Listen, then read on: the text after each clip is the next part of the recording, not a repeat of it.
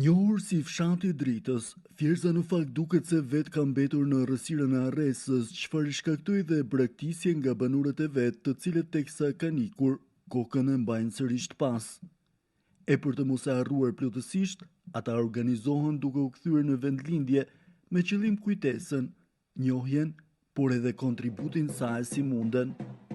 Ashtu si që tashmë është bërë tradit, banorët e Fierzës ndonë se një ndër zonat më të largëta të Shqipërisë së epërme kanë vendosur që një herë në vit të mblidhen, të njihen dhe të kujtojnë rënjet e të parëve. Qëllimi i këtij aktiviteti është që ne të jemi të bashkuar.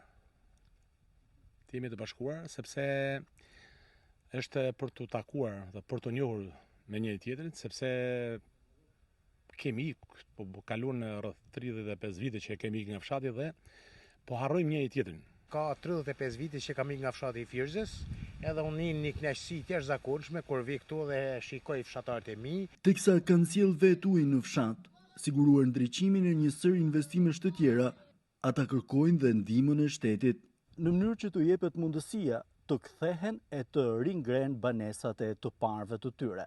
Është e vetmja qendër administrative në Shqipëri që është e pa asfaltuar. Mund të kthehen sërish për kësaj rrugë, ta bëjnë investim për rrugën.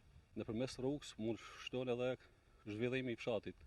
Po të ishte rruga e makines, me thënë realitetin nuk kam shumë qef si të investoj këtu në fshatin tim, të rregulloj shtëpinë time e gjana, po me krah nuk bëhet asnjë gjë. Fierza, dikur e banuar nga rreth 500 banor, sot numëron vetëm 50 prej tyre, ndërsa edhe pse të larguar, bijtë e saj nuk harrojnë nga kanë ardhur dhe shpesh kujtohen për vendlindjen, por edhe për bashkëvendasit që jetojnë ende në zonën e thellë malore.